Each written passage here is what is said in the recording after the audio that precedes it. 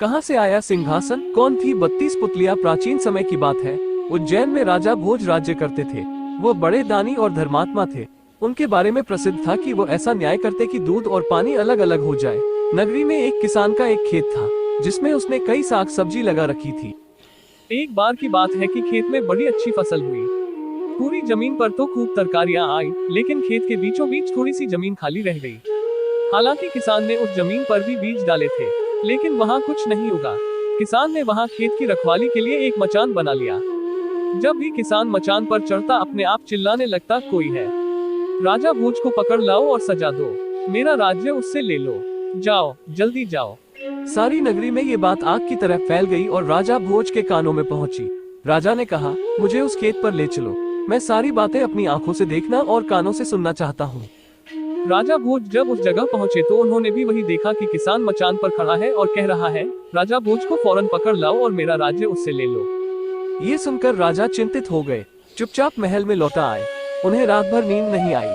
सवेरा होते ही उन्होंने राज्य के ज्योतिषियों और जानकार पंडितों को इकट्ठा किया। उन्होंने अपनी गोपनीय विद्या से पता लगाया कि उस मचान के नीचे कुछ छिपा है। राजा ने उसी समय आज्ञा दी कि उस जगह को खुदवाया जाए। खोदते खोदते जब काफी मिट्टी निकल गई तो अचानक एक सिंहासन प्रकट हुआ। सिंहासन के चारों ओर 8-8 पुतलियां यानी कुल 32 पुतलियां खड़ी थीं। सबके अचरज का ठिकाना न रहा। राजा को खबर मिली तो सिंहासन को बाहर निकालने को कहा, लेकिन कई मजदूरों के जोर लगाने पर भी वो सिंहासन टस से मस न हुआ। तब एक पंडित ने कहा कि यह सिंहासन देवताओं का बनाया हुआ है, अपनी जगह से तब तक नहीं हटेगा जब तक कि राजा स्वयं इसकी पूजा अर्चना न करे।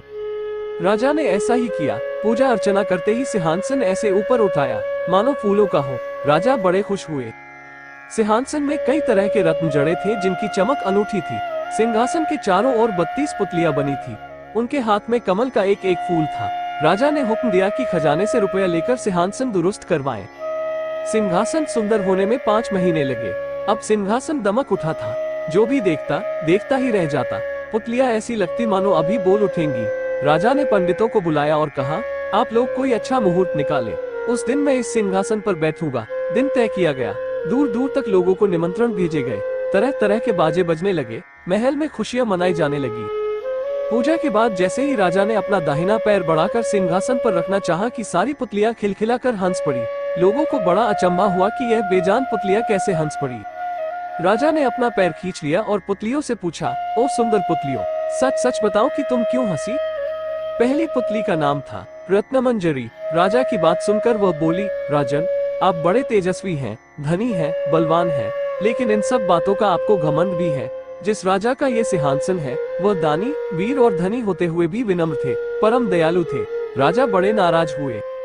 पुतली ने समझाया, महाराज, ये सिंहासन परम प्रतापी और ज्ञानी राजा विक्रमादित्य का है। राजा बोले, मैं कैसे मानूं कि राजा विक्रमादित्य मुझसे ज्यादा गुणी और पराक्रमी थे?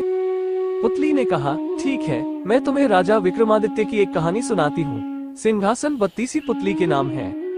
रत्नमंजरी, चित्रलेखा, चंद्रकला, कामकंदला, लीलावती, रविभामा, कौमुदी, पुष्पवती, मधुमालती, प्रभावती, त्रिलोचना, पद्मावती, कीर्तिमती, सुनैना, सुंदरवती, सत्यवती, विद्यावती, तारावती, रूपरेखा, ज्ञानवती, चंद्रज्योति, अनुरोधवती, धर्मवती, करुणावती, त्रिनेत्री, मृगनयनी, मलयवती, वैदेहिक, मानवती, जयलक्ष्मी, कौशल्या, रानी रूपवती। सिंहासन 32 की पहली पुतली रत्नमंजरी ने सुनाई एक कहानी। इस कहानी को अगली वीडियो में सुने।